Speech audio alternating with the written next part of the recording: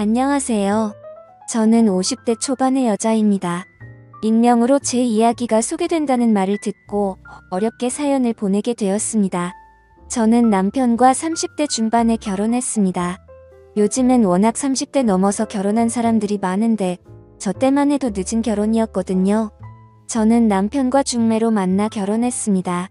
그래서 부모님이 엄청 좋아하셨어요. 그래서 결혼하고 딸 둘 낳고 나름대로 잘 살고 있었죠.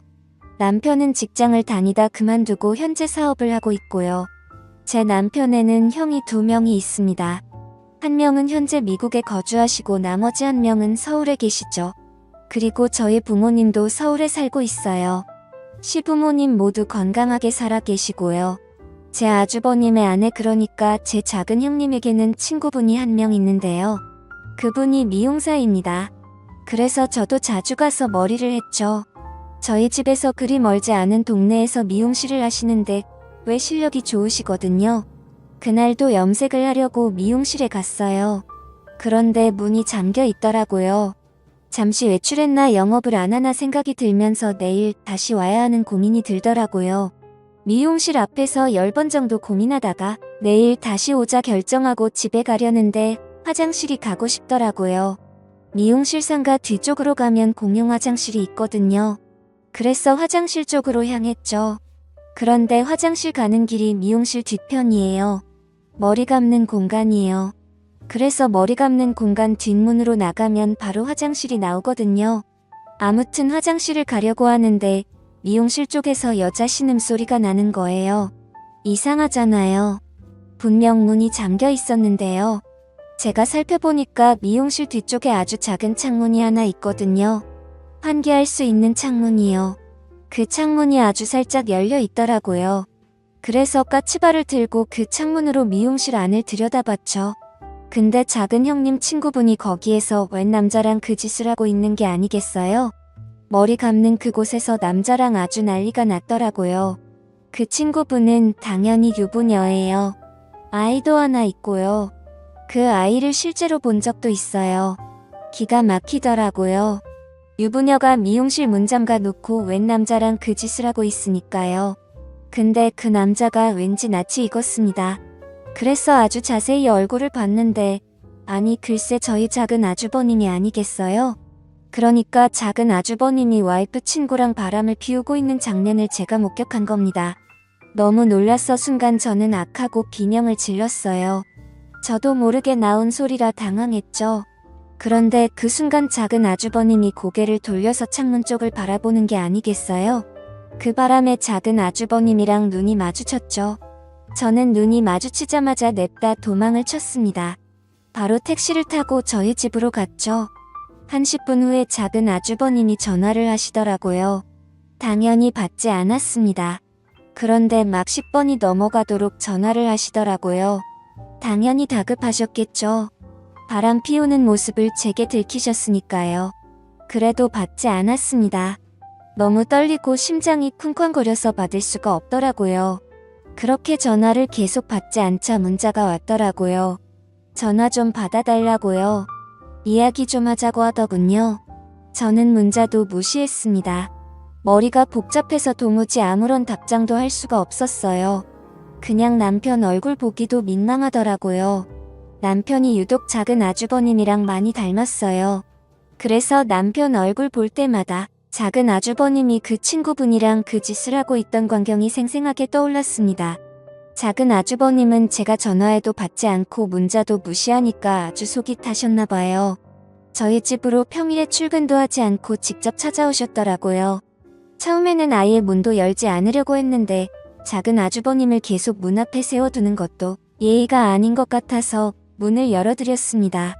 생전 그분이 저희 집에 오시지도 않고 오신다고 해도 뭐 사가지고 오시는 분이 아닌데 그날은 글쎄 과일 바구니를 들고 오셨더라고요. 세상 친절한 웃음을 지으면서 과일 바구니를 저에게 주셨습니다. 남편이랑 같이 먹이라고요. 저는 들어오시라고 하고 커피를 한 잔 타드렸습니다. 작은 아주버님은 뜨거운 커피를 거의 원샷 하시더니 제게 물으셨습니다. 다 봤냐고요. 저는 시치미를 뗐죠. 무슨 말인지 모르겠다고요. 그랬더니 저랑 눈 마주쳤잖아요. 라고 하더라고요. 더는 모른 척할 수가 없어서 이실직고 했습니다. 다 봤다고요. 실망이라고도 했습니다. 어떻게 다른 사람도 아니고 작은 형님 친구분이랑 그런 짓을 벌일 수가 있으시냐고. 당장 정리하라고 했죠. 그랬더니 그때부터 작은 아주버님이 정말 사정사정 하시더라고요. 한순간에 실수였다고요. 심지어 그 친구분이 본인을 계속 아주 작정하고 유혹했다고 했습니다.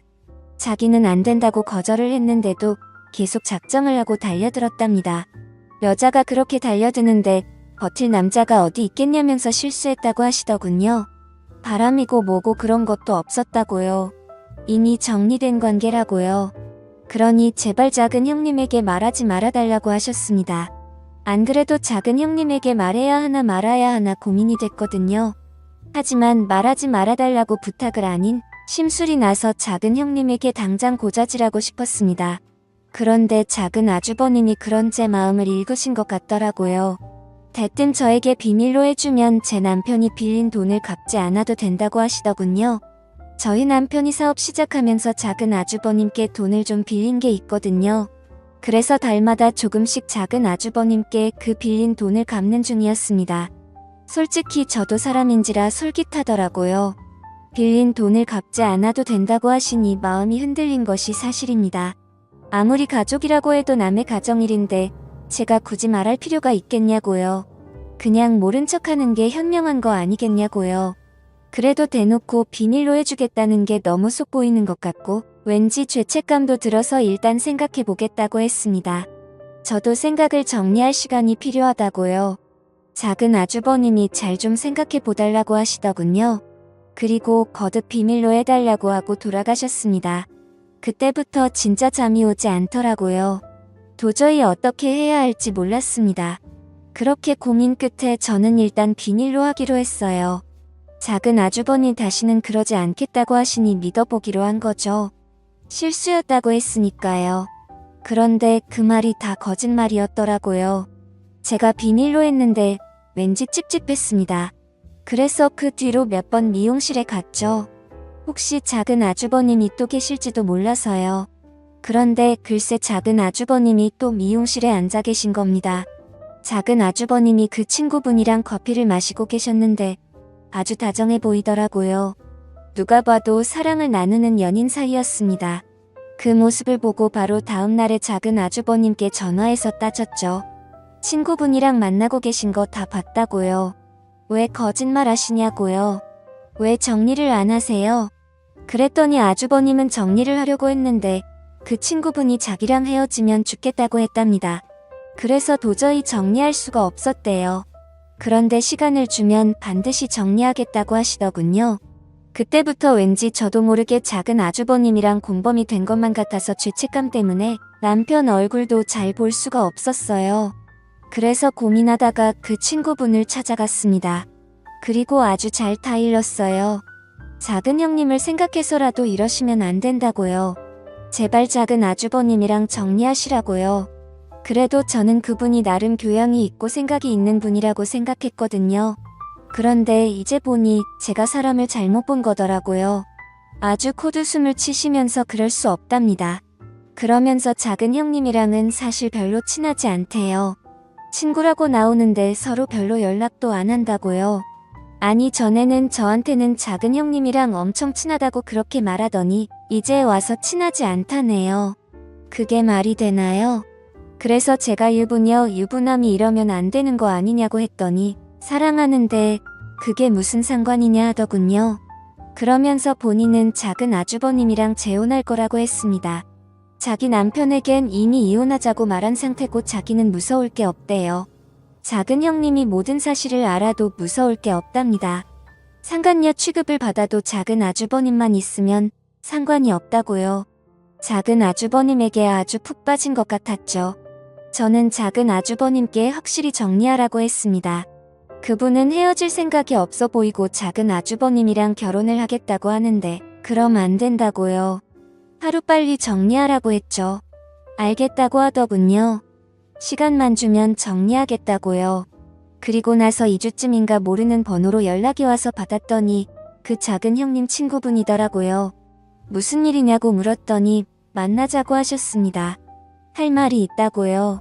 그래서 미용실로 찾아갔더니 엉엉 울면서 작은 아주버님이 바람을 피운다고 하더라고요. 아니, 이미 그 친구분이랑 바람을 피우고 있는 작은 아주버님이 또 무슨 바람을 피운다니. 제가 그게 대체 무슨 소리냐고 했더니 글쎄 작은 아주버님에게 또 다른 여자가 있답니다. 본인이 얼마 전에 알아냈다고요.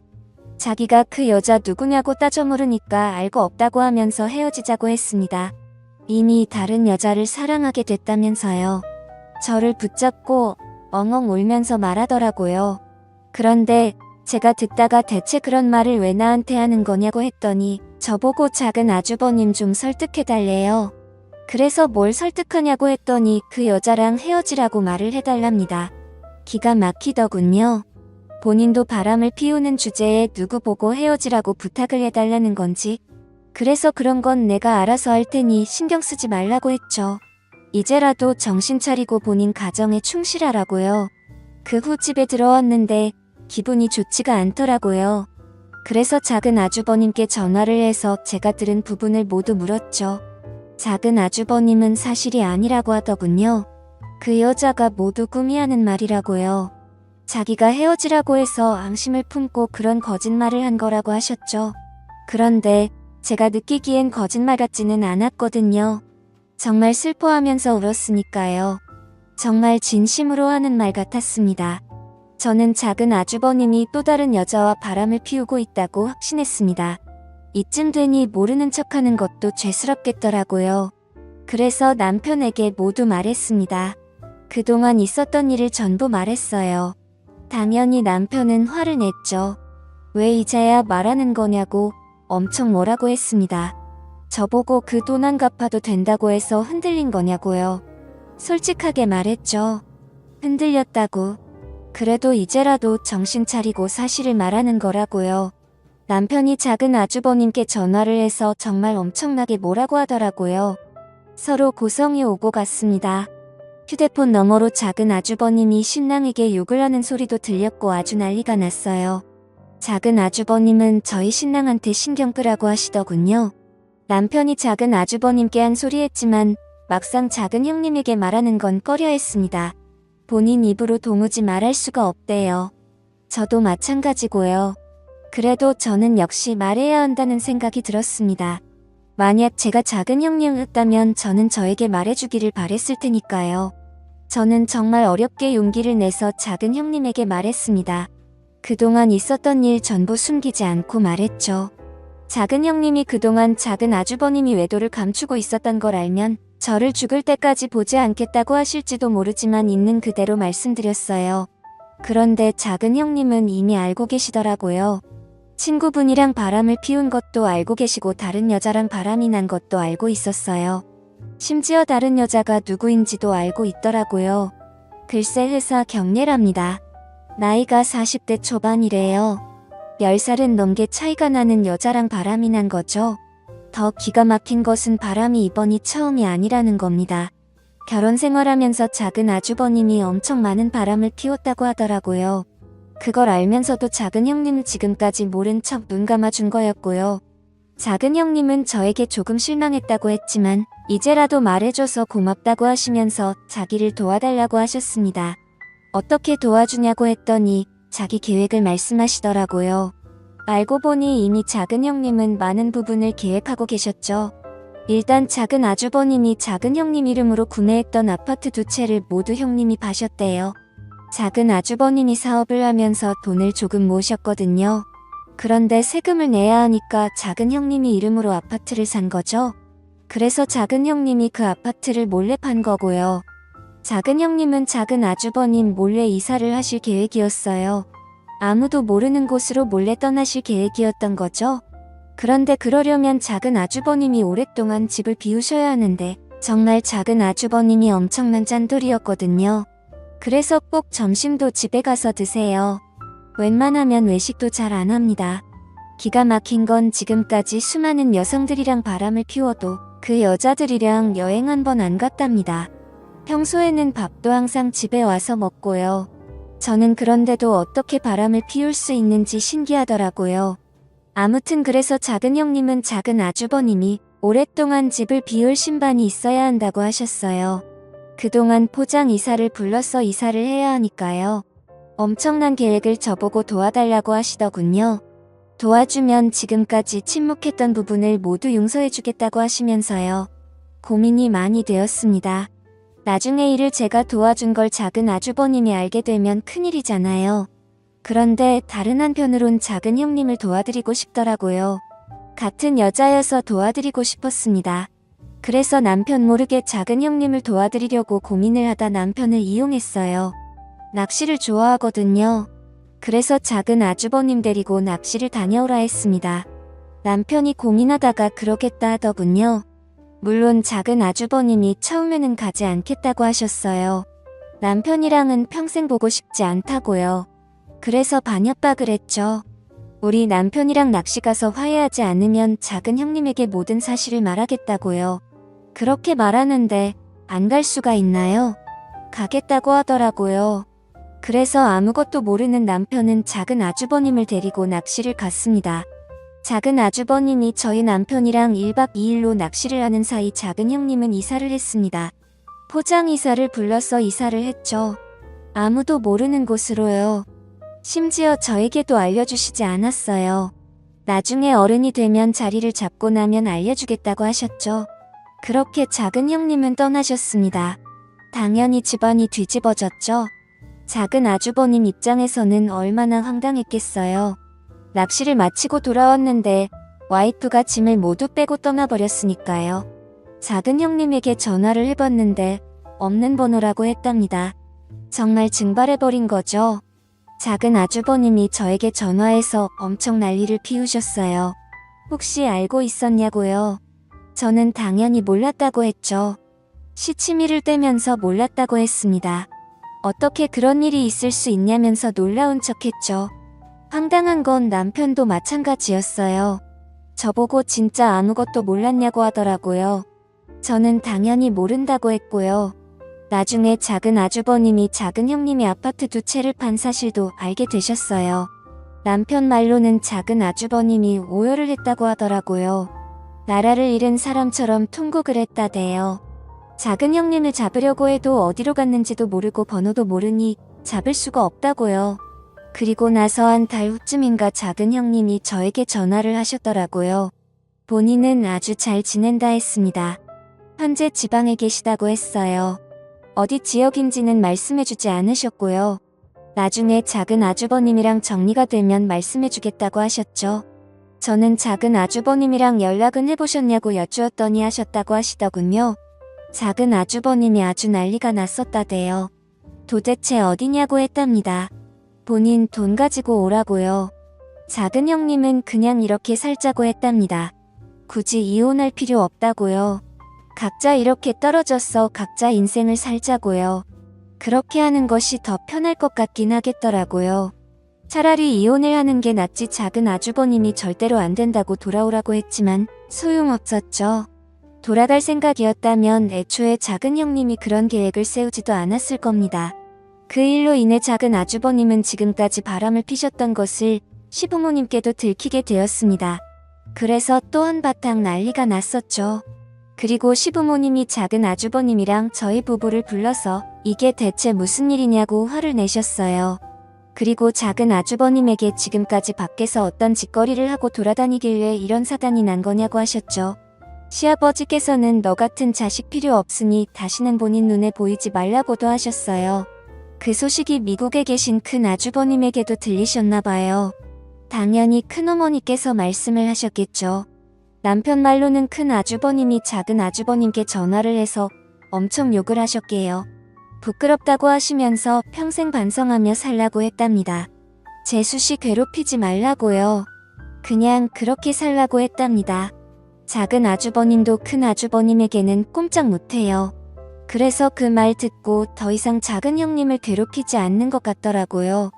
어느 정도 상황이 정리가 되니까 작은 형님이 아무에게도 말해주지 말라면서 사는 곳을 말씀해 주셨습니다. 작은 형님은 제주도에 계셨죠. 작은 형님은 작은 아주버님이 자신이 사는 곳을 알 수 없도록 작은 형님 어머님 이름으로 집을 구매했다고 했습니다. 그래야 절대 모른다면서요. 그래서 전 남편에게 친구들이랑 놀러 간다고 말하고 작은 형님을 보러 제주도에 갔었어요. 형님이 편안하게 사시는 모습을 보니 안심이 되더군요. 저는 남은 인생을 편하고 즐겁게 보내시라고 했죠. 가끔 이렇게 찾아오겠다고요. 작은 형님은 흔쾌히 그러라고 하셨습니다. 남편은 제가 작은 형님이 어디에 있는지 알고 있다는 사실을 눈치챘는지 저에게 가끔씩 물어봅니다. 작은 형님이 대체 어디에 있냐고요. 서로 연락하고 지내는 거 다 안다고요. 저는 절대로 모른다고 했죠. 절대로 알려고 하지 말라고요. 계속 묻다가 제가 말을 하지 않으니까 더는 물어보지 않더라고요. 돌이켜 생각해보면 후회되고 부끄럽습니다. 진작에 작은 형님에게 사실을 말하지 않은 부분이요. 그것만 생각하면 정말 얼굴이 화끈거려요. 작은 형님은 그럴 수 있다고 본인이었어도 말해주는 게 어려웠을 거라고 다 이해한다고 했지만 그럼에도 부끄러운 것은 사실이에요. 그나마 일이 이렇게 잘 끝나서 다행이죠.